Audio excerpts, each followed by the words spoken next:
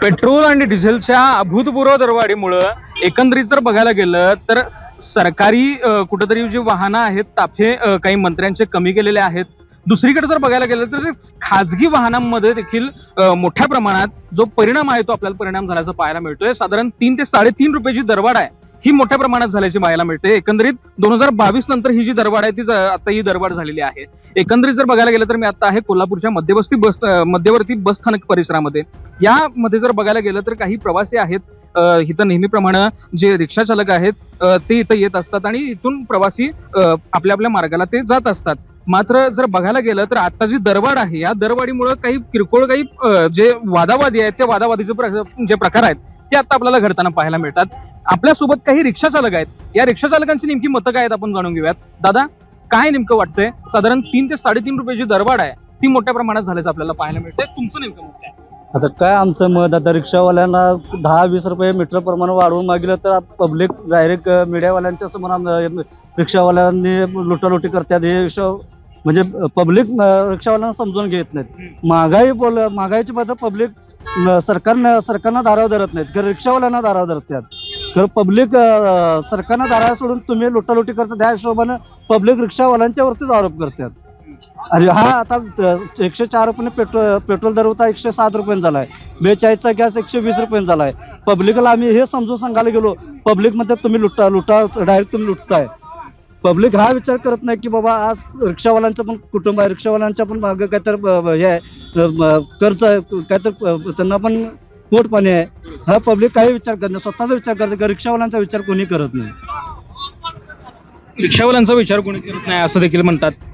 तुम्हाला नेमकं काय वाटतं? तुम्ही साधारण किती वर्ष हे सगळं तुम्ही तुमचा हा व्यवसाय चालू आहे त्या संदर्भात?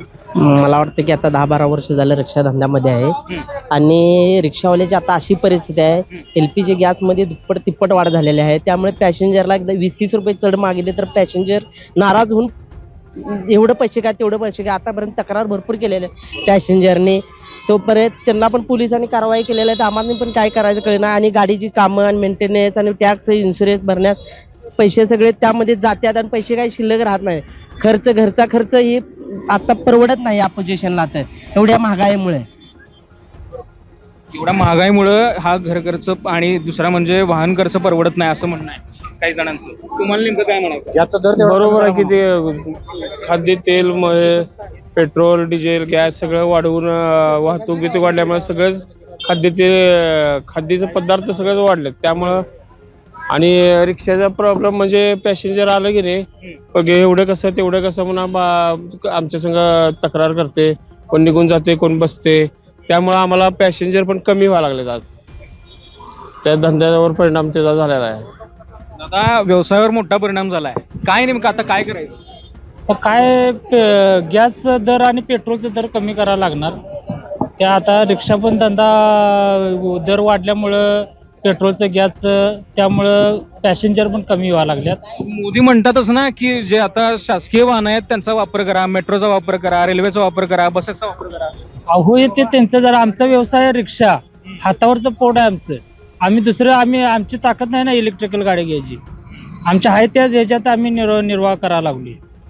किती वर्ष झालं या व्यवसायात? 25 वर्ष झाली. 25 वर्षांपासून तुम्हाला असा कधी प्रॉब्लेम आला? नाही ना, असं कधी नाही प्रॉब्लेम आला. आता पुढे काय नेमकं करायचं? पुढं काय आता आम्ही एवढीच अपेक्षा धरणार की दर कसा कमी करल शासन, एवढी ह्याचीच अपेक्षा धरणार. आता काय झाले, LPGचा दर 43 रुपये होता तिथं 120 रुपये झालाय.